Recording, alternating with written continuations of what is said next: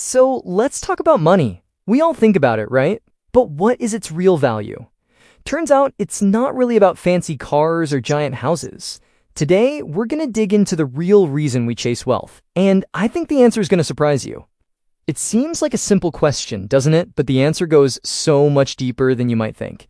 We tell ourselves we want more money to buy more stuff, have a nicer home, a faster car.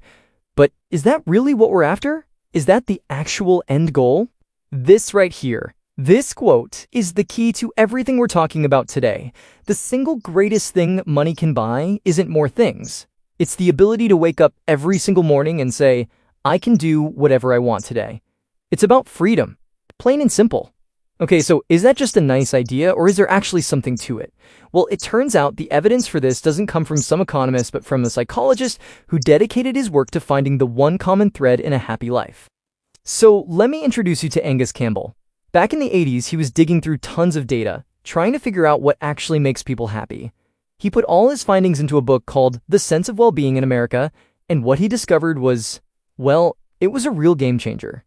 Campbell found that all the things we're taught to chase, the huge salary, the big house, the prestigious job title, they weren't the strongest predictors of happiness, not by a long shot. The single most powerful factor, the one thing that mattered more than anything else, was having a strong sense of being in control of your own life. More than money, more than status, people just want to be in the driver's seat. But here's the thing. Getting this control isn't like flipping a switch when you suddenly become a millionaire. It's way more gradual than that. It's actually more like climbing a ladder, where each little bit of money guides you a new rung of autonomy. Let's walk up this ladder together. On the very first rung, having just a little bit of savings means you can take a sick day without totally panicking about your bills. Climb a little higher, and you have enough cushion to wait for the right job after a layoff instead of just grabbing the first thing that comes along. Keep going, and you have a get-out-of-jail-free fund that lets you walk away from a terrible boss. Further up, you get the freedom to choose a job that gives you better hours or more meaning, even if it pays less. And the very top? That's true retirement. Retiring when you want to, not when you're forced to. Every single step is a real, tangible piece of freedom. Now, to really see this in action, let's look at two stories from the real world. Two completely different situations that perfectly capture this idea of being trapped versus being free. First, I want you to picture a young college kid who lands the absolute dream internship at a high-powered investment bank. The pay is insane. The prestige is off the charts. You'd think he'd be on top of the world, right? Well, he wasn't. This story gets at a powerful psychological idea called reactance. Basically, it's the feeling of stress we get when we feel like our freedom is being taken away. So even though this guy was doing something he thought he loved, having zero control over his own time made it feel like a prison. He had a huge salary, but he had traded every last bit of his autonomy for it. He wasn't free. He was trapped. All right, now for a story that's the complete opposite. Let's talk about the entrepreneur Derek Sivers, way before he was successful. When he was just 22, he was grinding it out at a minimum wage job, saving every single penny he possibly could. Get this, his fortune wasn't millions of dollars. It was $12,000. But to him, that money was everything. Why? Because it bought him the ultimate prize, the freedom to quit his day job and have complete control over his own time.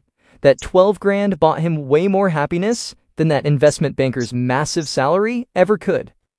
Now, this isn't just a couple of feel-good stories. This idea is actually more important today than at any other time in history. And that's because the very nature of our work has totally changed. I mean, think about it. Go back to the 19th century.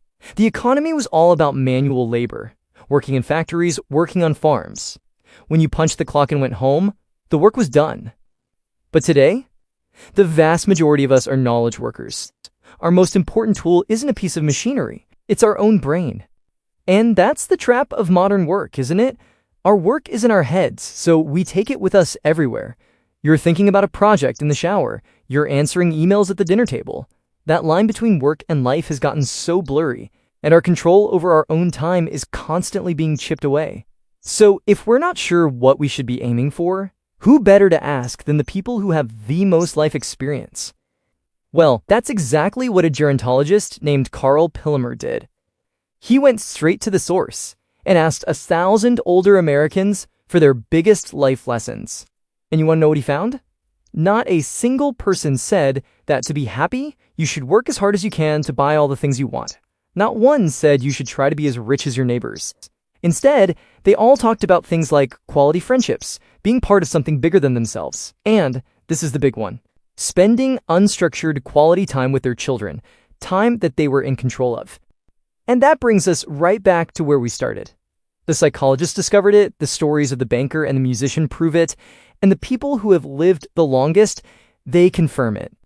The true, lasting value of money isn't stuff. It's having control over your time. So I'll just leave you with this question to think about. It doesn't have to be some huge, life-changing move like quitting your job tomorrow. Maybe it's just paying to get your groceries delivered, or automating a bill payment. Or maybe it's just saying no to something you don't really want to do. What's one small step you can take on that ladder to freedom this week? Think about it. Thanks for tuning in.